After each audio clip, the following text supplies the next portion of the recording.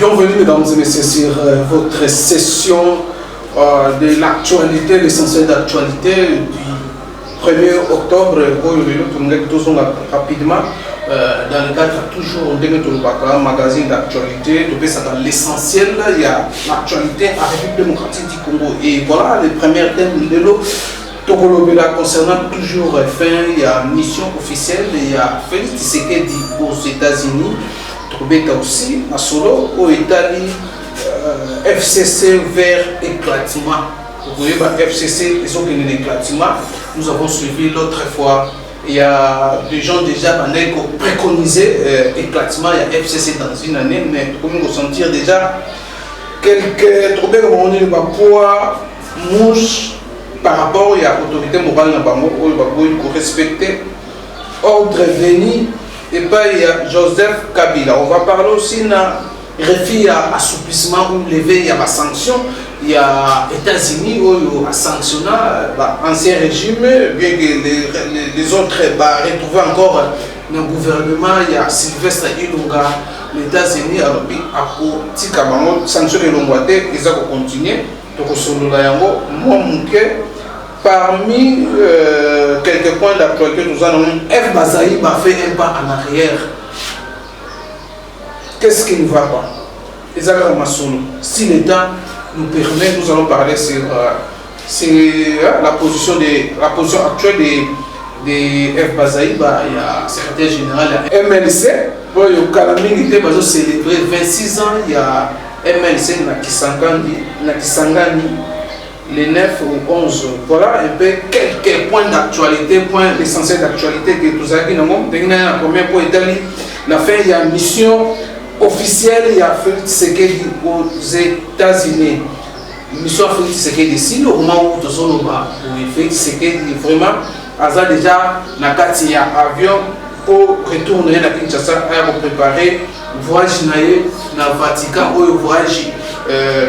Ils ont créé déjà des débats autour de ça. Il y a certains aussi qui pensent déjà que non, Félix Tshisekedi vient négocier avec les camps Yanamuka, le Vatican. Makamboza et Bélé de revenir, on a un numéro il y a l'essentiel de l'actualité. Et voilà un peu de tout cela. C'est comme ça d'abord fait un voyage. Félix Tshisekedi hier déjà avec les 30 septembre où aux Ravazons on a entre autres la dame la présidente actuelle il y a FMI où quelques points où Italie surtout Betaki Masolo Italie comment donc tout le monde va prêt madame madame Masolo Italie toujours là pour réformer restructurer l'ensemble.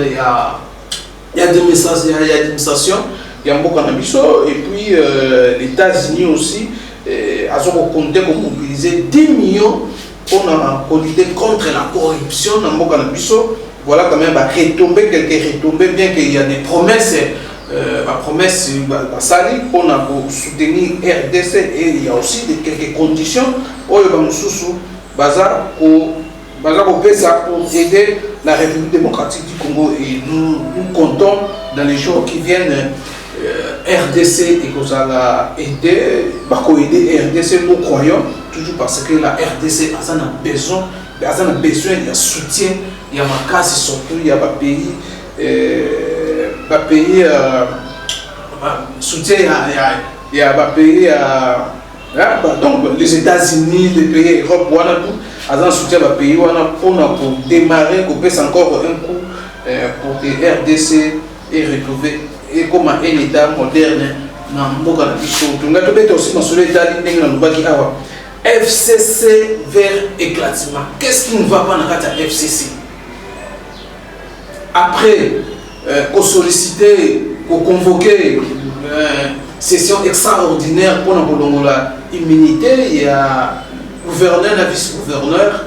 Le bis s'est passé et nous salamité selon le Widi qu'il semblerait que le gouverneur Atou Matouana aurait corrompu les députés pour immunité et le moité et au monde de la immunité le mois qui pétait Bati Atikala Giwana, mais sa famille politique, des avoirs qui est déjà par rapport à acte, il y a scandale sexuel au Basalaki. L'autorité morale, il y a FCC, Joseph Kabila, la délégation au Congo central pour nous mettre fin au dossier, on a dossier, on a enquêté sur ces dossiers-là. Et puis Joseph Kabila a le gouverneur, le vice-gouverneur, pas démissionné. Mais le gouverneur a beau démissionner, a démissionné, n'a été pas démissionné. Et voilà la raison pour laquelle ce sont des signaux où ils ont dit non, FCC, ils ont dit non, éclatement, c'est par rapport au Yaboumona.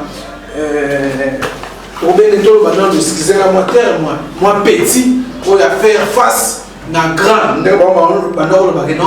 pardon, Joseph Kabila Azali, grand prêtre, petit, tout bien petit prêtre, soit sur banani, des diaconesse, diacre, boy na bango, koto samibeko ya grand prêtre de la FCC, Joseph Kabila, boy na bango, même le vice-gouverneur a fait des conditions pour démissionner, il faut restituer mon à campagne.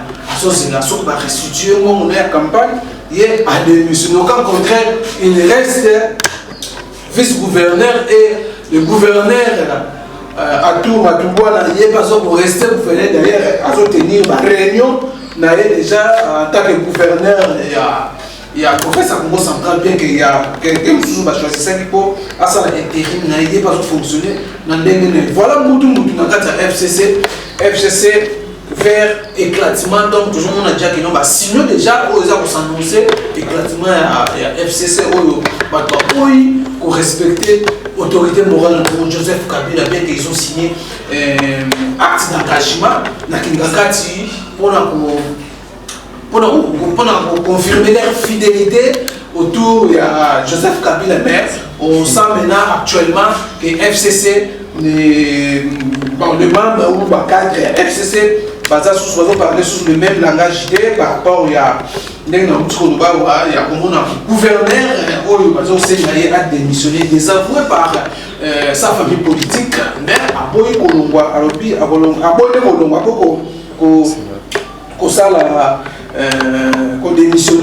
démissionné, il y a vice-gouverneur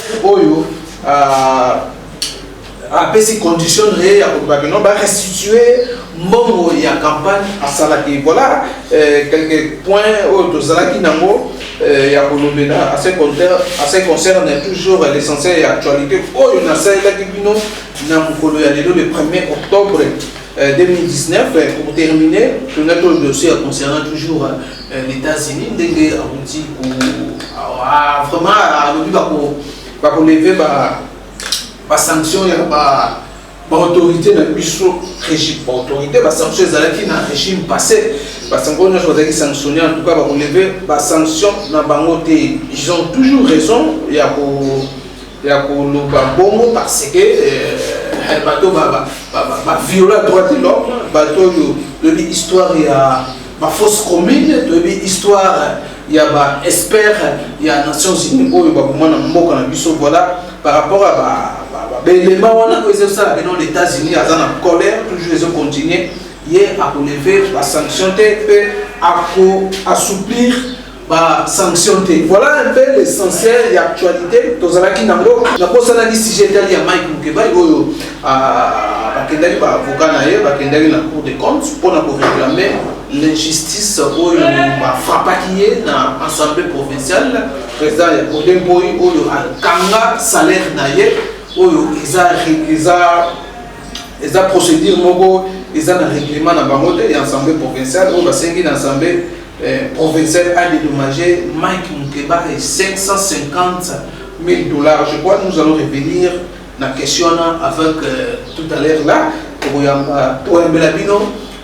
Avocat, il y a Mike Mukeba, il y a Maître Papimba qui lettre qui circulé qui concernant des basala qui recours en bango, basenga qui intervention, il y a première vice-première ministre de la justice et garde des sceaux pour un dossier à Mike Mukeba ndenge kendaki pendant qu'on boulot basala peut copie battre ça qui n'a chef de l'État.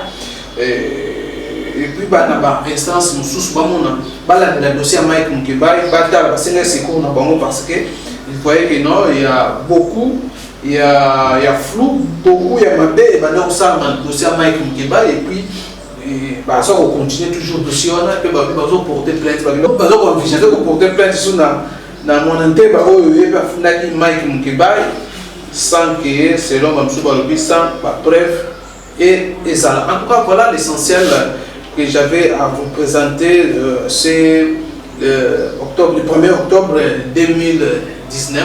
Merci merci la fidélité, merci à Bertin Tsumbi Wazali derrière la caméra, Francine en montage. Tout à l'heure, dans le numéro Moussou, bye bye.